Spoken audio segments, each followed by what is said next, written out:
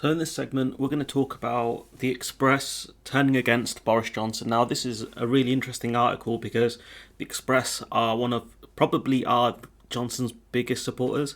It's very rare that I've seen anything negative about the Tories come out from the Express, but from maybe COVID regulations, that's about it. So crazy. So this is by David Maddox, who's their political editor as well. So someone definitely senior. And based on this article, the quotes that this person's able to generate, you can tell that this is a person who has regular contact with Tory MPs. So the gig is up, Prime Minister. He said, this is talking about Brexit hardman Steve Baker, after pointing out that anybody else in public life found to have broken the law would have resigned or been sacked. I don't know if that's necessarily true.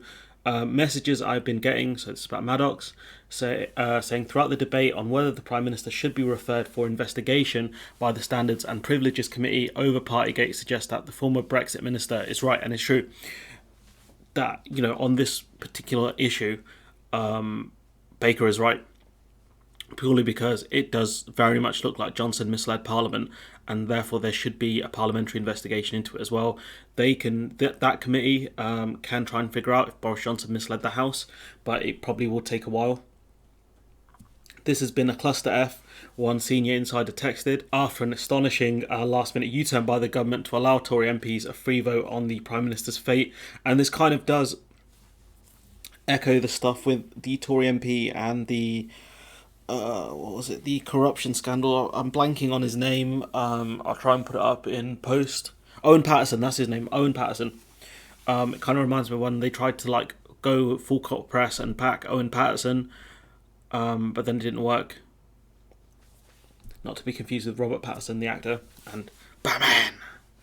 Added to that, Tory MP backbenchers had forced the government to ditch an amendment that would have put an investigation into the Prime Minister's conduct, including a fine, into the long grass. So, it's evident the government tried to save themselves but couldn't. Boris Johnson tried to save himself via the amendment, but evidently it was very unpopular amongst Tory MPs, and therefore they knew the MPs wouldn't back it, so they pulled it essentially. It's not the first time that's happened, but I think the last few times it happened was probably the Owen Paterson one, and then some of the ones under Theresa May.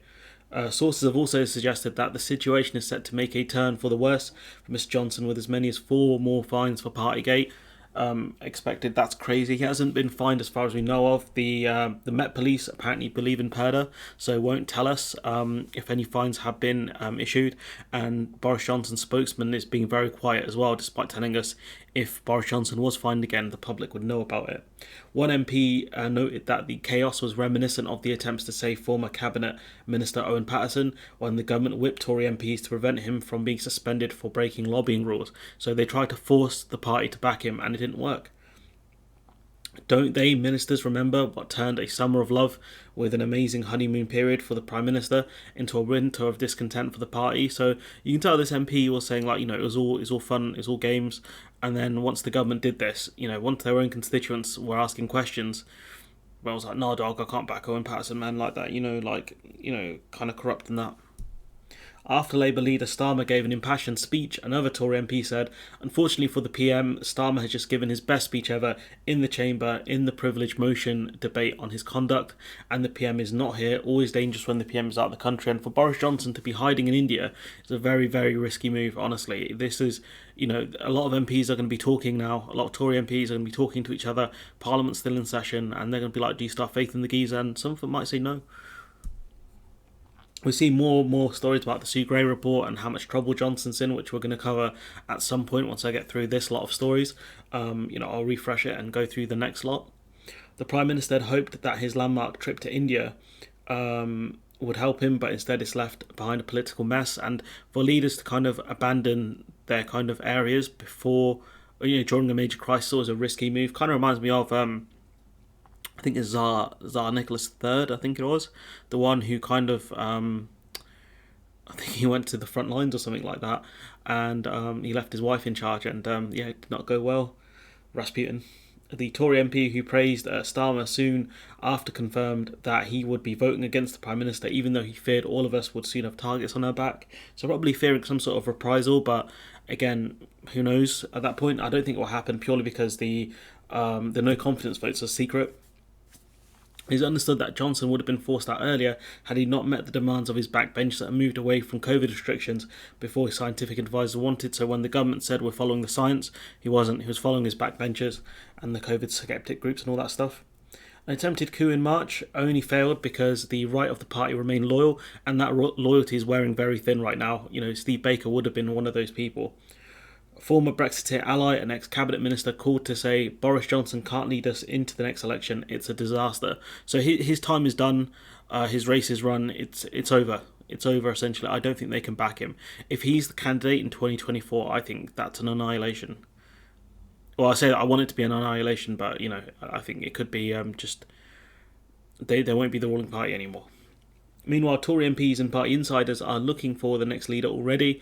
Someone's touting Nadim Zahawi, calling him a dark horse. He's an ethnic minority, so he's got no chance. He doesn't have baggage. I mean, you got to look at his expenses and some of the stuff he claimed for. Not great. Others are putting Priti Patel because they're talking about the whole Rwanda thing. I mean, Priti Patel, especially after we're out of the Dublin 3 agreement because of Brexit, has had an absolute mare over the last year, and unless she starts opening up even if she does open, safe legal points of entry, that still won't save her, over the treatment of the Ukrainians as well, Ukrainian refugees especially, given the fact that Tories do see themselves, or at least some of them see themselves as compassionate and would want to help other white people fleeing war.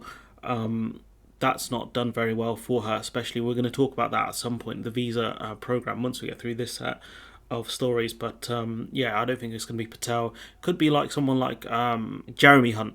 Could be Jeremy Hunt. He could be. I think he'll be a front runner. I think it could be Jeremy Hunt versus Liz Truss.